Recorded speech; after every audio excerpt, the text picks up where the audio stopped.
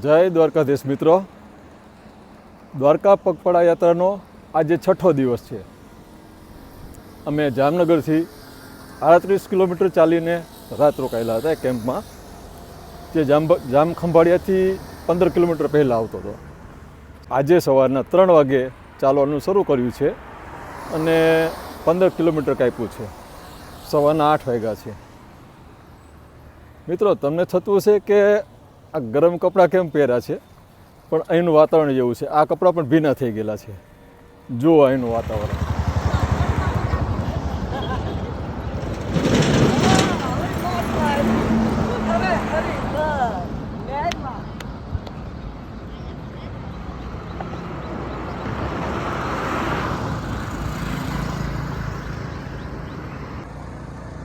અગિયાર વાગ્યા છે અને અમે 26 કિલોમીટર ચાલીને લિયો હોટલ પાસે વડોદરા ગામે આવેલ આ દ્વારકાધીશ મંદિરના સેવા કેમ્પે પહોંચી ગયા છીએ.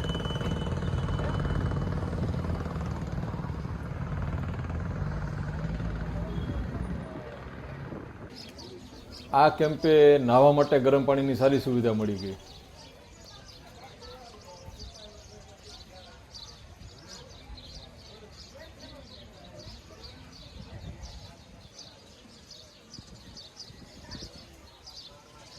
ખુલ્લા વાતાવરણમાં આરામ કરવા મળે એટલે થાક ઉતરી જાય.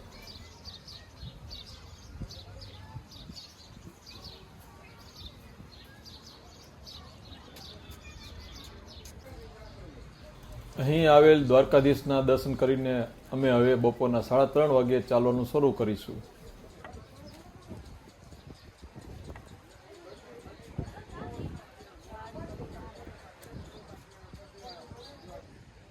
મિત્રો, મેં આગળના વિડીયોમાં કહ્યું તેમ જ્યાં ડીજે સાઉન્ડ બંધ હોય ત્યાં જ વિડીયો બનાવી શકાય છે. હા, સાઉન્ડવાળા શોર્ટ વિડીયો મારી આ ચેનલમાં મૂકેલા છે, જે જોઈ લેવા વિનંતી.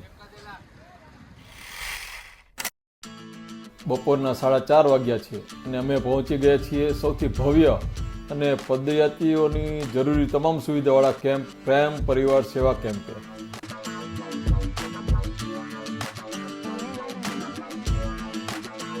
એકવીસ વર્ષથી પદયાત્રીઓની સેવા ચાલુ છે.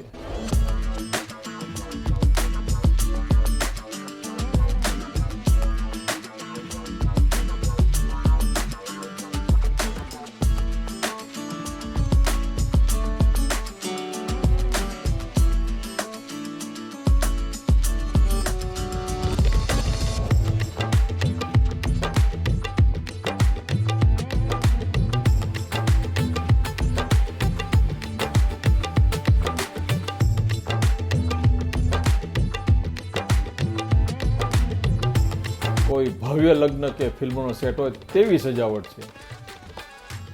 અંદર રાહડાની રમઝટ બોલાઈ રહી છે. અમારે હજુ આગળ જવું છે, પણ તમારા માટે મેઇન રસ્તાથી નીચે ઉતરીને વધારાના પગલાં ચાલીને તમને અંદરની જમાવટ દેખાડું. ડીજે ચાલુ છે એટલે મારે સાઉન્ડ બંધ કરવો પડ્યો છે, પણ તમે વિચારી શકો છો કે ડીજેના સાઉન્ડ સાથે લોકો કેવી મજા લઈ રહ્યા છે. ખૂબ સુંદર સજાવટ કરવામાં આવી છે. આ કેમ્પના રીલ તમને સોશિયલ મીડિયામાં ખૂબ જ જોવા મળશે.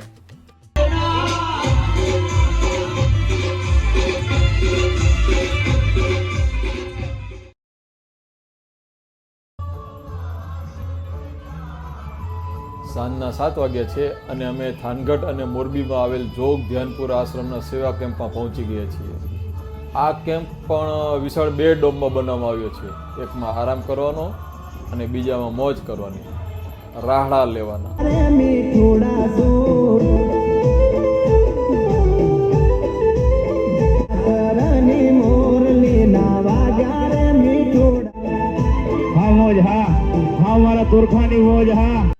આ કેમ્પમાં મેડિકલ સુવિધા ખૂબ સરસ રાખવામાં આવી છે.